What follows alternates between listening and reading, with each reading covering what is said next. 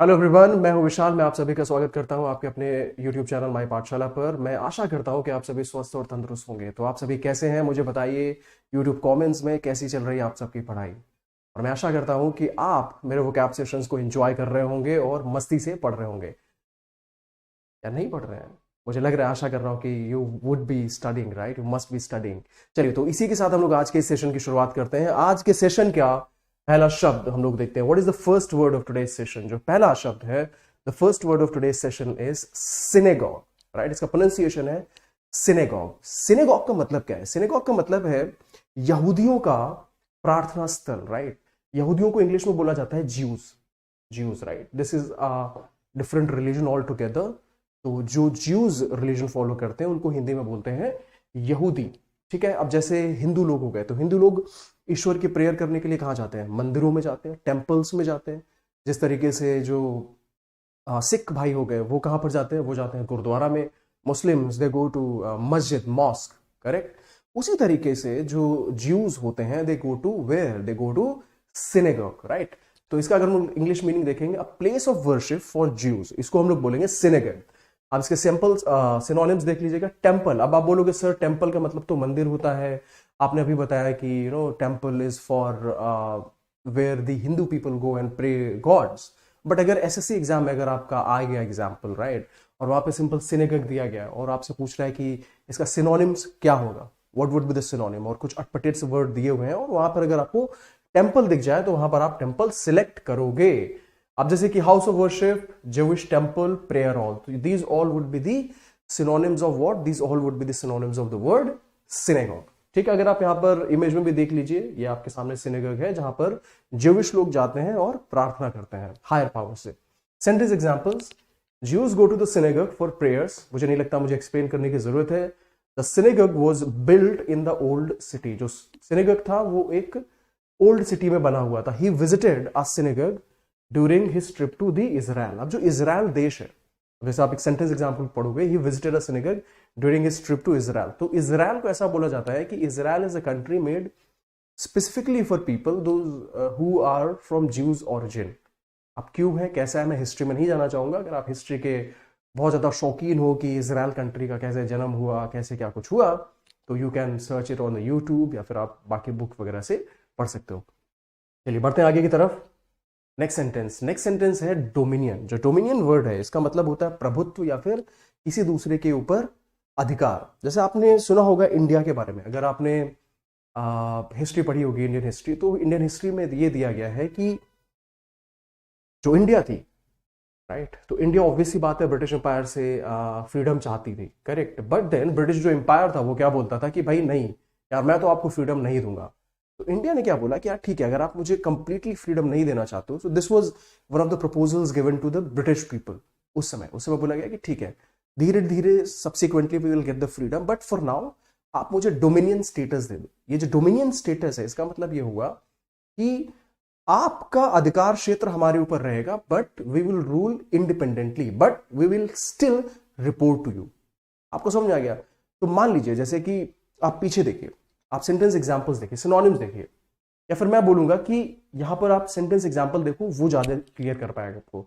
India was once under British dominion, मतलब जो भारत था वो ब्रिटिश के अधिकार क्षेत्र में आता था। और सिर्फ भारत ही क्यों, ऐसा कहा जाता है कि ब्रिटिश के बारे में कि ब्रिटिश एक ऐसा एम्पायर था जहां पर सूर्य कभी अस्त ही नहीं होता। सूर्य अस्त कैसे होगा भाई, जब इन्होंने पूरी देश दुनिया पे कब्जा करके रखा हुआ था। समझ गए? तो इसका इंग्लिश मीनिंग क्या होगा? टेरिटरी और पावर रूल्ड और control by a person, group और कंट्री। जैसे आप यहां पे भी देख लीजिए, डोमिनियन का मतलब क्या हुआ? प्रभुत्व। अब ये कोई इंसान है, इसका पूरी की पूरी धरती पर रूल है। अब मान लो तुम ही हो, अब तुम्हारे ऊपर किसी तरीके तुम्हारे पास ऐसी शक्तियां आ जाए कि पूरी की पूरी धरती पर कंट्रोल हो जाए, तो I can say that you have dominion over earth. ठीक है। जैसे आपके सिनोनिम्स देख लीजिए। एम्पायर का मतलब होता है साम्राज्य। अथॉरिटी मुझे नहीं लगता बताने की जरूरत है। कंट्रोल भी बताने की मुझे नहीं लगता है जरूरत है। कंट्रोल का मतलब होता है किसी के ऊपर अधिकार, और टेरिटरी का मतलब होता है क्षेत्र। ठीक है। नाउ द सेंटेंस एग्जांपल्स अगर हम लोग देखेंगे, the king expanded his dominion over new lands. जो किंग है उसने नए नए क्षेत्रों के ऊपर अपना अधिकार क्षेत्र बढ़ाया। अब जैसे ब्रिटिश लोग थे, जब आपने हिस्ट्री पढ़ी होगी अगर, राइट, तो क्या बोलते हैं, battle of Plassey 1757, right, battle of Buxar 1764। तो ये सारी जो बैटल्स हुई ब्रिटिश लोगों के दौरान जब वो इंडिया में थे, तो धीरे धीरे धीरे धीरे धीरे जो इंडिया के विभिन्न क्षेत्र थे उन पर जो ब्रिटिश लोग थे वो कब्जा करते गए। अपना जो अधिकार क्षेत्र था, जो अपना डोमिनियन एरिया था, जो अपनी टेरिटरी थी, वो उसको बढ़ाते गए। आफ्टर ऑल 1947 में किसी तरीके से हम भारतीय उनसे निजात पा सके, किसी तरीके जो स्वतंत्रता सेनानी थे, जो महान वीर थे, उनके प्रयासों की वजह से हमें अंततः सफलता मिली। चलिए आगे बढ़ते हैं। आगे का हम लोग सेंटेंस एग्जांपल देख लेते हैं। The next sentence example is the next word is voracious. जो वोरेशियस वर्ड है, इसका मतलब होता है एक ऐसा इंसान जो बहुत भुक्खड़ हो, जो बहुत ज्यादा खाता हो। स्पेशली बच्चे कई बार होते हैं, उनको खाने पीने का बड़ा शौक होता है। अगर उनको आप खाने की कोई चीजें दे दें, आप उसको एक समोसा दे दो, बच्चों को बोला नहीं नहीं नहीं नहीं मम्मी, नहीं पापा, मेरे को तो एक समोसे से मन ही नहीं भर रहा है, मेरे को 2 समोसा लाओ, मेरे को 3 समोसा लाओ, ऐसे ऐसे बोलता है, या एक चॉकलेट से मन नहीं भर रहा है, तो वहां पर हम लोग बोल सकते हैं दैट ही और she is a voracious kid. अच्छा, यहां पर मैं आपको बताऊंगा कि वोरेशियस जो शब्द है, इसका मतलब सिर्फ भूख से संबंधित नहीं है, इसका मतलब सिर्फ और सिर्फ खाने से संबंधित नहीं है। अगर आप मान लीजिए आपको पढ़ाई लिखाई का बहुत मतलब you have got lot of interest in studying, आपको पढ़ने में बड़ा मजा आता है, आपको नॉवेल्स पढ़ने में मजा आता है, आपको न्यूज़पेपर पढ़ने में मजा आता है, तो वहां पर आप बोल सकते हैं he is a voracious reader. जैसे मैं अगर यहाँ पे सेंटेंस एग्जांपल दे दूं, अपन let's say I write sentence example something like that. अगर मैं अपने मन से एग्जांपल दूं, ठीक है, एग्जांपल इज समथिंग लाइक, मैं थोड़ा सा इसकी जो थोड़ा सा कम कर दूंगा। हाँ, अगर मैं जहां पे लिखूं, मान लीजिए अगर मैं यहाँ पे लिखता हूँ ऐसे, he is a voracious reader. अगर मैंने यहां पर ऐसे लिख दिया he is a voracious reader, तो बोलोगे सर वो भुक्खड़ रीडर है क्या, ये कैसा भुक्खड़ रीडर हो गया, ये क्या पढ़ा रहे हो सर।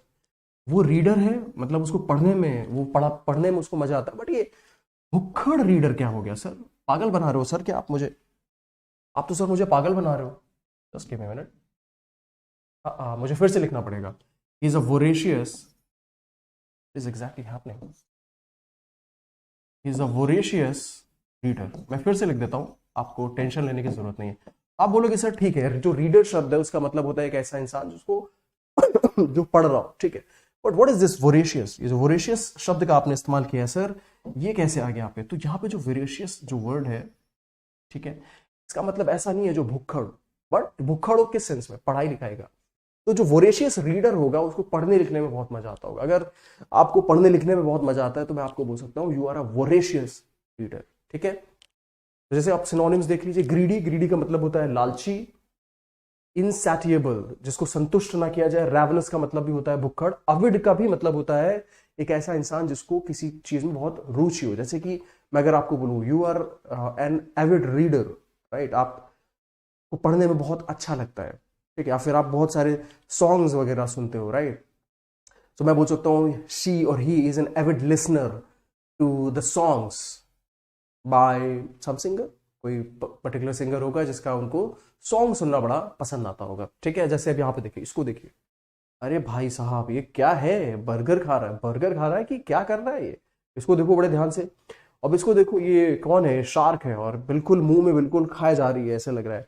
पर अगर आप इस बच्चे को देखोगे तो ये बच्चा किताबों में डूबा हुआ है। इस बच्चे को देखो, आप इस बच्चे को देखेंगे अगर आप, तो आपको दिखेगा कि ये बच्चा किताबों में डूबा हुआ है। और इसका मतलब ये नहीं है कि ये जो बच्चा है वो भुक्खड़ है। इसका मतलब ये है कि ये जो बच्चा है he is a voracious reader, ठीक है। एंटोनिम्स देखेंगे, मॉडरेट का मतलब होता है संयमी, कंटेंट का मतलब होता है संतुष्ट, सेटिस्फाइड का भी मतलब होता है संतुष्ट, इनडिफरेंट का मतलब होता है जिसको कोई फर्क ना पड़े। एंड सेंटेंस एग्जांपल अपन देख सकते हैं, he is a voracious eater and loves spicy food.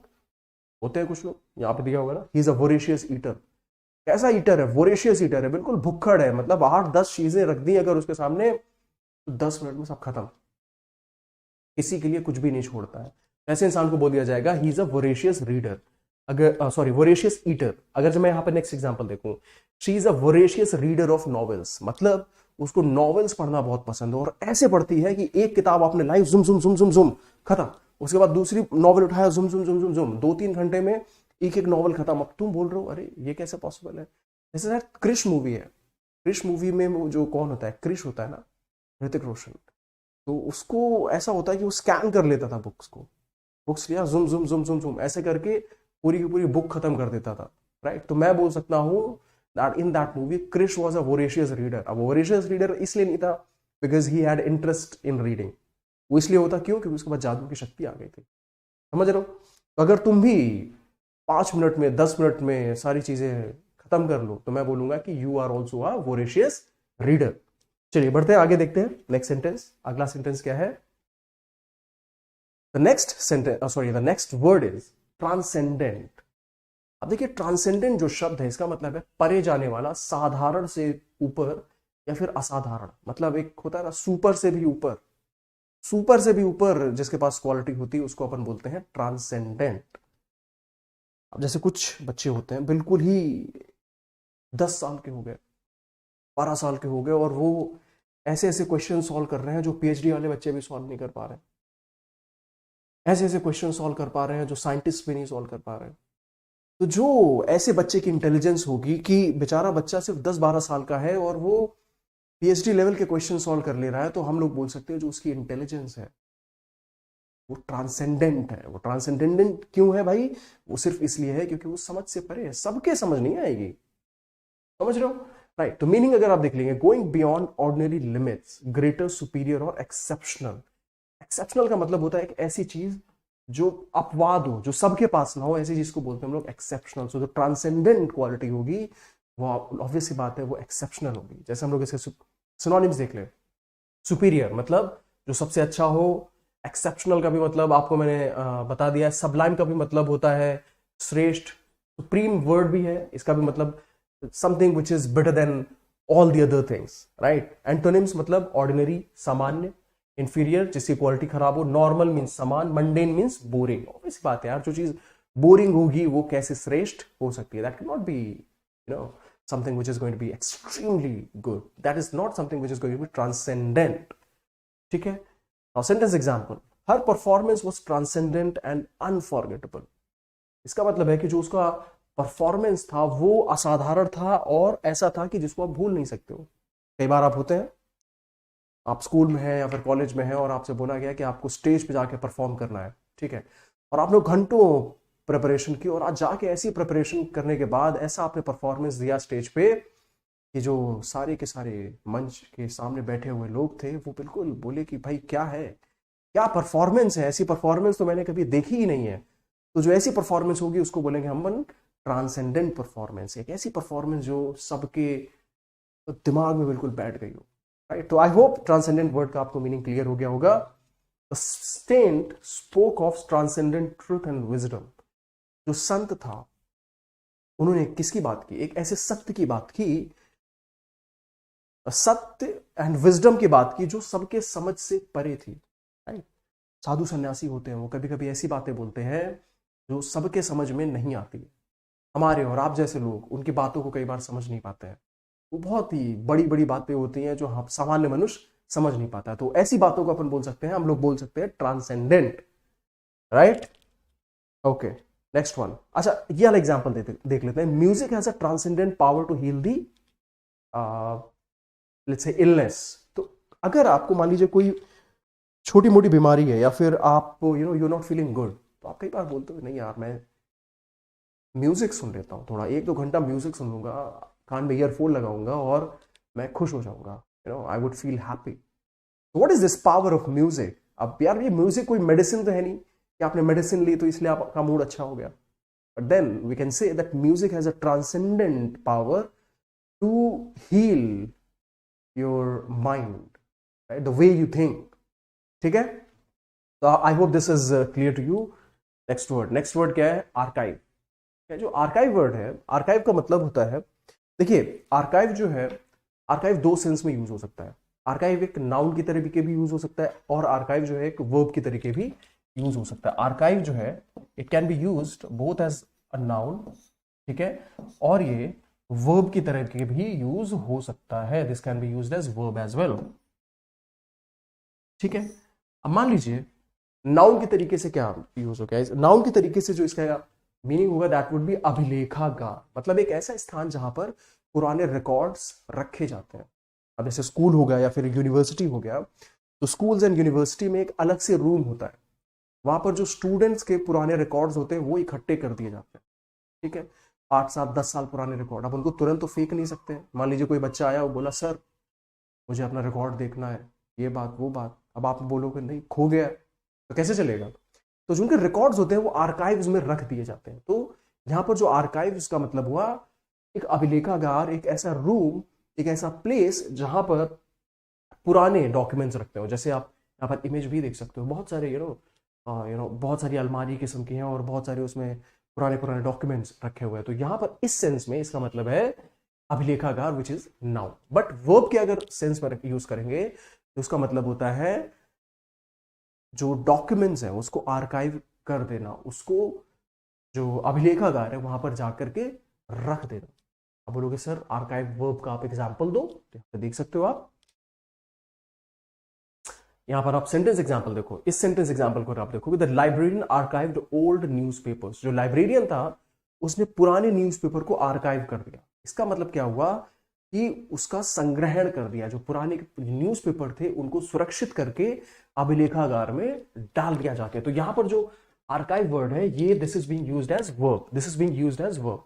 पर सर नाउन कैसे यूज होगा, अब देखो, all email sent were saved in the digital archive. यहां पर जो नाउन है, यहां पर जो आर्काइव वर्ड है, this is being used as noun, right. The museum keeps ancient documents in its archive. यहां पर ये नाउन की तरीके यूज हो रहा है, यहां पर भी ये नाउन के तरीके यूज हो रहा है, but here archive this is being used as verb, right. तो आप ये चीज याद रखिएगा, जो आर्काइव वर्ड है this can be used both as noun and verb as well.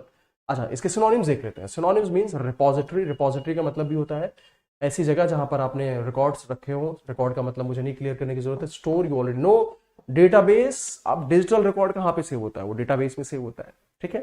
तो ये इसका सिनोनिम हो गया।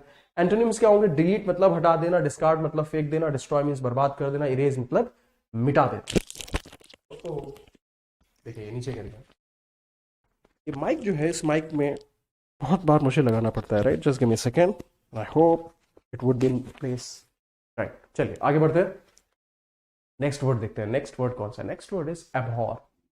एबहॉर का मतलब होता है घृणा करना किसी से। एबहॉर का सिंपल सा जैसे आप हेट बोलते हो ना, I hate you, I do not like you. तो जो हेट वर्ड है, अगर मैं यहां पर हेट लिख दूं, ठीक है, जो हेट वर्ड है simple, this is the synonym of this abhor. अगर आप जैसे यहाँ पे सिनोनिम्स देखेंगे, hate, detest, loathe, right, despise, ये चारों जो वर्ड है, हेट, डिटेस्ट, लोथ, डिस्पाइज, ये चारों वर्ड है, these all are synonymous to abhor. जो एबहॉर शब्द है, एबहॉर शब्द का मतलब हुआ घृणा करना, किसी से बहुत ज्यादा नफरत करना, that is what abhor word means. जैसे आप यहां पर भी देख सकते हो, ये दोनों दीज पीपल, ये दोनों लोग हैं, these two people do not like each other, दोनों एक दूसरे को पसंद ही नहीं करते। अब पसंद ही नहीं करते तो लड़ाई झगड़ा कर रहे हैं, that and they hate each other. तो हेट ईच अदर के मतलब यहाँ पे हम लोग क्या यूज कर सकते हैं, we can say they abhor each other, right. और यहाँ पर देख लीजिए, यहाँ पर कूड़ा कचरा पड़ा हुआ है, यहाँ पर कूड़ा कचरा पड़ा हुआ है और ये बेचारी बच्ची है। तो अपन ये बोल सकते हैं this women, sorry this lady और this girl abhors the stinky smell coming out of this what do I say, plastic bag, ठीक है। अच्छा, synonyms would be hate, मैं बता चुका हूं। अगर hate हो गया, hate का मतलब होता है घृणा करना, तो एंटोनिम्स क्या होंगे, एंटोनिम्स होंगे प्यार, लव, लाइक पसंद करना, एडमायर मींस प्रशंसा करना, एडोर मतलब, ठीक है, प्यार और प्रशंसा दोनों का जो मिक्सचर होता है, that is what adore word is. अच्छा, इसके sentence examples are, I abhor corruption in public life. मैं जो है पब्लिक लाइफ में करप्शन को एबहोर करता हूँ, घृणा करता हूँ। अब सीधी सी बात है यार, पब्लिक लाइफ में कौन नहीं घृणा करता होगा। आप जा रहे हैं गवर्नमेंट ऑफिस में, अगर आपको वहां पर एक सिंपल सा काम करवाने के लिए भी करप्शन में इन्वॉल्व होना पड़ रहा है, then this is wrong, this is absolutely wrong. No, इसको तो कोई भी लाइक नहीं करेगा। नो बडी, किसको देना पसंद है रिश्वत, किसी को भी देना पसंद नहीं है, राइट। और रिश्वत देना और रिश्वत लेना दोनों ही आज के कानून में अपराध है, ये चीज आपको पता होनी चाहिए। She abhors cruelty to animals, लाजमी सी बात है, एनिमल्स के साथ जो क्रुएल्टी करेगा उसको कौन लाइक करेगा। तो she abhors cruelty to animals, he abhorred violence and injustice, मतलब हिंसा और what is this, injustice, right, उसको वो एबहॉर करता था या फिर घृणा करता था। I hope this is quite clear to you. Let us move to the next word, impunity. Impunity का मतलब क्या हुआ? इम्प्यूनिटी जो शब्द है उसका मतलब ये हुआ कि आप कुछ भी कर रहे हो पर आप जवाबदेह नहीं हो। आपके जो मूड में आ रहा है आप वो कर रहे हो, जैसे आप ही हो। ठीक है, अगर आप अपने घर से निकलते हो तो बता के निकलते हो कि मैं इतने बजे वापस आ जाऊंगा, होता है कि नहीं होता है? या फिर आप कोई भी चीजें करते हो तो उसका आपको कंसिक्वेंसेस फॉलो करना पड़ता है। बोलते हैं there is something called law of karma, there is something called law of karma. अगर आप कुछ भी कर रहे हैं तो उसका आपको कंसिक्वेंसेस फेस करना पड़ेगा, राइट? उसका आपको कंसिक्वेंसेस फेस करना पड़ेगा। ठीक है, you'll have to face the consequences, that means the law of karma। ठीक है, ठीक है सर, मुझे समझ में आ रहा है। तो सर ये इम्प्यूनिटी जो शब्द आप यूज कर रहे हैं इसका इससे क्या मतलब है? तो देखिए, जनरली ये कहा जा सकता है कि लॉ ऑफ कर्मा से कोई बच नहीं सकता, बट अगर किसी के पास इम्प्यूनिटी है, राइट, तो वो लॉ ऑफ कर्मा से भी बच जाएगा। उसको कुछ भी, इंसान कुछ नहीं कर सकता। अब जैसे कुछ क्रिमिनल्स होते हैं, ठीक है, अगर उन्होंने कुछ क्राइम किया और उनको ऊंची ऊंची तक पहुंच है, बिल्कुल ऊपर तक पहुंच है, तो फिर दे वर्क विद इम्प्यूनिटी, मतलब इम्प्यूनिटी के साथ काम करते हैं। उनको बिल्कुल भी ये डर नहीं रहता है कि कोई पुलिस वाला आके उनको पकड़ लेगा। क्यों? क्योंकि भाई उनका तो ऊंचे ऊंचे लोगों से कांटेक्ट है। अगर गलत काम भी किया तो किसी तरीके से वो लोग बच जाते हैं। बट मुझे विश्वास है कि अब ऐसे धीरे धीरे इवेंट्स कम हो रहे हैं और जो पुलिस है ऐसे लोगों को भी पकड़ रही है। तो देखिए, इसका इम्प्यूनिटी का मतलब क्या है? इम्प्यूनिटी का मतलब हुआ फ्रीडम फॉर पनिशमेंट और कंसिक्वेंसेस फॉर रॉन्ग डूइंग। जैसे आप हो, अगर आप स्कूल में पढ़ते होंगे बचपन में, आप होमवर्क करके नहीं ले गए तो आपके जो टीचर होंगे वो आपको डांटते होंगे, आपको मारते होंगे। बट अगर आपके पास इम्प्यूनिटी आ गई तो आप बोलोगे मैं होमवर्क नहीं करूंगा, I won't do the homework, आप चाहे जो कुछ कर लो, राइट? ठीक है, I hope that make sense. जैसे अब यहां पर ही देखो, अब ये इंसान है, उसने बैंक में रॉबरी की, अब इसको अगर पुलिस वाले पकड़ के नहीं ले जा रहे हैं, that means he has got the impunity, right? वो ऐसे ही काम कर रहा है, उसको तो डर ही नहीं है किसी चीज का। सिनोनिम्स विद बी इम्यूनिटी, अगर आपके पास इम्यूनिटी आ गई दैट मीन्स आपका कोई कुछ नहीं बिगाड़ सकता है। एग्जाम्पशन का मतलब हुआ आपको एग्जेम्प्ट कर दिया गया है, आपको स्वतंत्र कर दिया गया है। आप कुछ भी मिस्टेक करें आपको सजा नहीं दी जाएगी। फ्रीडम का मतलब होता है स्वतंत्रता, ठीक है। एंटोनिम्स क्या हो गया? Punishment, I don't think I need to clear it. Penalty का भी मतलब आपको क्लियर होगा। अकाउंटेबिलिटी, अकाउंटेबिलिटी जो वर्ड है उसका मतलब है जवाबदेही। अगर आपने कुछ गलत किया है देन यू आर रिस्पॉन्सिबल, ठीक है। अच्छा, the next one is justice.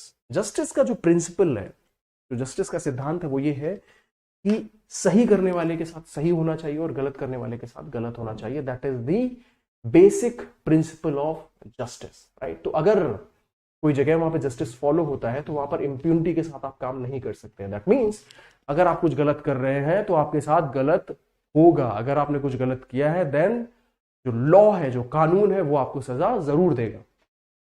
Simple example, the criminals acted with impunity, मतलब जो क्रिमिनल्स थे उन्होंने इंप्यूनिटी के साथ काम किया। उनको बिल्कुल भी डर नहीं था पकड़े जाने का, उनको बिल्कुल भी डर नहीं था कि उनको सजा मिलेगी। The corruption can not be tolerated with immunity, है ना? मतलब करप्शन को कौन टॉलरेट करेगा? Powerful people often escape with impunity. जो शक्तिशाली लोग होते हैं, जो बड़े बड़े लोग होते हैं, उनके पास इम्प्यूनिटी होती है और उनका कोई कुछ भी नहीं बिगाड़ पाता है, राइट? अब मैं बहुत ज्यादा भ्रष्टाचार पे या फिर इन चीजों पे बोलना नहीं चाह रहा हूं, it would take unnecessary time. आगे बढ़ते हैं, let us move to the next word. Next word is pensive. Pensive का मतलब होता है थॉटफुल। पेंसिव का मतलब होता है विचार मग्न। जैसे आप यहाँ पर इस लड़के को भी देख सकते हो, ये बेचारा, यहाँ बेचारा तो नहीं है, ये जो लड़का है ये विंडो पे बैठा हुआ है और सोच रहा है। क्या पहली चीज सोच रहा है कि वो कहां पर घूमने गया था, या फिर वो यहां पर ये सोच रहा है कि यार मैं सी के किनारे गया था, समुद्र के किनारे गया था, कितना बढ़िया नजारा था वहां पर। या फिर वो सोच रहा है एक पिक को देख करके, और ये पिक में कौन है, नहीं पिक में तो नहीं समझ में आ रहा कौन है। तो ये सारी चीजें इस बच्चे के मन में चल रही हैं। और देखिए आश्चर्यजनक बात, यहाँ पर किताबें, बुक इसने खोल रखी है, बट इसके दिमाग में अलग अलग विचार, अलग अलग थॉट्स दौड़ रहे हैं। तो इसी तरीके के कुछ बच्चे होते हैं कि किताब खोल ली और बोल रहे हैं पापा मैं तो पढ़ रहा हूं, मैंने किताब खोली और मैं पढ़ रहा हूं। और पापा को क्या पता कि तुम किसकी यादों में खोए हुए हो, मम्मी को क्या पता कि तुम किसकी यादों में खोए हुए हो, तो सिर्फ तुमको पता होगा। तो बेटा मैं बोलूंगा कि लीव ऑल दीज थिंग्स। अगर आपको एग्जाम क्लियर करना है, if you want to be pensive, if you want to be thoughtful, questions के बारे में सोचो। राइट, कॉन्सेप्ट्स के बारे में सोचो। आई होप इसका मतलब आपको क्लियर हो गया होगा। इसका इंग्लिश मीडियम में है थिंकिंग डीपली और सीरियसली, लॉस्ट इन थॉट, इसका मतलब होता है पेंसिव, राइट, थॉटफुल। सिनोनिम्स मैंने क्लियर कर दिए। रिफ्लेक्टिव, राइट, मैंने हो सकता है कि प्रीवियस सेशन में भी बताया हुआ है, when you reflect on something, जब आप किसी चीज पर सोचते हैं, विचार करते हैं, दैट मीन्स आप उस रिफ्लेक्ट जो वर्ड है इसका मतलब इट इज नॉट बीइंग कि लाइट रिफ्लेक्ट हो रही है। व्हेन यू रिफ्लेक्ट, इसका दूसरा मीनिंग ये होता है कि आप किसी विषय के बारे में सोच रहे हैं। वहां से आ रहा है रिफ्लेक्टिव। मेडिटेटिव, मेडिटेशन, ये आ रहा है मेडिटेशन से। कॉन्टेम्पलेटिव, राइट, कॉन्टेम्पलेट करना। कॉन्टेम्पलेट करना का भी मतलब होता है किसी विषय के बारे में विचार करना, सोचना। आगे, अब भाई देखिए, थॉटफुल जो इंसान होगा वो सोचेगा, बट जो एंटोनिम्स होगा केयरलेस, अरे भाई कुछ भी हो जाए यार, मेरे को केयर ही नहीं है, तो ऐसे इंसान को क्या, वो कहां से पेंसिव होगा, वो कहां से थॉटफुल होगा? Such a person would be careless, thoughtless, बिना सोचे हुए, इनडिफरेंट, जिसको कोई फर्क ही नहीं पड़ता है, अनकंसर्न, इसका भी मतलब होता है जिसको कोई फर्क नहीं पड़ता। अब सेंटेंस एग्जांपल्स हम लोग देख लेते हैं। Sentence examples are, he looked pensive after hearing the news. वो जो समाचार सुनने के बाद, जो न्यूज सुनने के बाद, the person was pensive, the person was thoughtful. ठीक है, I hope that make sense. Next word, she set quietly with a pensive expression. वो थॉटफुल एक्सप्रेशन के साथ बैठी हुई थी, जैसे आप ही होते हो, आप बस में ट्रैवल कर रहे हो, ठीक है, यूर ट्रैवलिंग यूजिंग बस, और बस में आपको विंडो सीट मिल गई, और विंडो सीट पे बैठे हुए हो आप, और विंडो सीट पे आप सोचते हुए जा रहे हो, ऐसे सोचते हुए जा रहे हो, ऐसा होता है ना। That condition I can say that you were pensive while sitting on the window seat. Next one, the student was pensive about his future career. जो स्टूडेंट था वो अपने भविष्य के, आने वाले करियर के बारे में थॉटफुल था, उसमें विचार मग्न था। That is what this example means. आज का लास्ट वर्ड देख लेते हैं। द लास्ट वर्ड इज वैग। अब देखिए, जो वैग वर्ड है ये एक वर्ब के तरीके भी यूज हो सकता है, ठीक है, राइट, और ये जो वर्ड है this can be used as a noun as well. तो अगर ये वैग शब्द के, वैग जो है अगर ये वर्ब के सेंस में यूज हुआ तो इसका मतलब होता है हिलाना, राइट। अगर जैसे मेरी फिंगर है, मैंने फिंगर को ऐसे किया, तो I can say I am waging my fingers. अब जैसे ये you can look at the dog. अब यहाँ पे इस डॉग को देख सकते हैं, अगर मान लीजिए अपनी पूंछ को मूव कर रहा है तो वहां पर हम लोग बोल सकते हैं the dog is wagging its tail, है ना। अब दूसरा जो मतलब होता है नाउन के रूप में, इसका मतलब होता है मजाकिया किस्म का इंसान, एक ऐसा इंसान जिसको मजाक करना बहुत पसंद हो, ठीक है। तो इंग्लिश मीनिंग हम लोग देखेंगे, to move something from side to side, specially tail और फिंगर्स। मतलब पूंछ या फिर फिंगर्स का मतलब क्या होगा? इसका मतलब होगा पूंछ या फिर फिंगर्स। फिंगर्स का मतलब क्या होता है? Fingers you already know, right. तो अगर आप फिंगर्स या फिर टेल को मूव करते हैं तो उसका मतलब होता है wagging. There it is being used as a verb. और इसका एक और मतलब होता है जोकिंग और अ विटी पर्सन, एक ऐसा इंसान जो बहुत ही जोक मारना जिसको पसंद हो, जो दूसरों को हंसाना बहुत पसंद करता है, या फिर बीच बीच में ऐसी ऐसी बातें बोल देता है कि सभी लोग बिल्कुल हंस के हा हा हा हा क्या जोक मारा है आपने, करेक्ट। तो ऐसे इंसान को वैग बोला जाता है। इसके सिनोनिम्स देख लेंगे। स्विंग मतलब इधर उधर हिलना, शेक का भी मतलब आपको पता होगा, हिलना। मूव, मूव का मतलब होता है इधर से उधर जाना। जेस्ट का मतलब होता है एक ऐसा इंसान जिसको मजाक करना बहुत पसंद हो, राइट। तो यहां पर जो जेस्ट है ये वैग शब्द का सिनोनिम हो जाएगा। अच्छा, एंटोनिम्स क्या हो जाएंगे? स्टिल मतलब जो मूवमेंट ना हो रहा हो, स्टॉप मतलब रुका हुआ, फ्रीज का मतलब भी रुका हुआ, रिमेन मतलब जो रह गया हो। Sentence examples, the dog begin to wag its tail happily, right. जो डॉग था वो अपनी जो पूंछ है उसको खुशी में ऐसे ऐसे हिलाने लगा। और आप देखिएगा जनरली, आप जैसे डॉग आपके पास आया, मैंने तो जैसे देखा हुआ है, तो डॉग को अगर आप कुछ बिस्किट वगैरह ऑफर करो तो कितने खुश हो जाते हैं, अरे अरे वाह कितनी से मजेदार चीज खाने को मिल गई है ना। ऐसा होता है कि नहीं होता है? Next one, he wagged his fingers to warn the child. उसने अपनी फिंगर ऐसे की, क्यों? बच्चे को चेतावनी देने के लिए। He is a wag who always makes jokes. वो जो इंसान है वो वैग है और वो हमेशा जोक्स वगैरह क्रैक किया करता है, जोक्स क्रैक करता है, तभी तो उसको वैग बोलते हैं, करेक्ट। चलिए, तो मुझे लगता है कि ये सारी चीजें आपको क्लियर हो गई होंगी और हमने आज के 10 वर्ड क्लियर कर लिया। We have clear the 10 words today. और इतना काफी है आज के सेशन के लिए, ठीक है। मिलते हैं नेक्स्ट सेशन में। ऐसे ही आप लोग पढ़ाई करते रहिए, मजे करते रहिए और जोश और उत्साह बना के रखिए। Thank you so much for attending today's session. See you in the next class.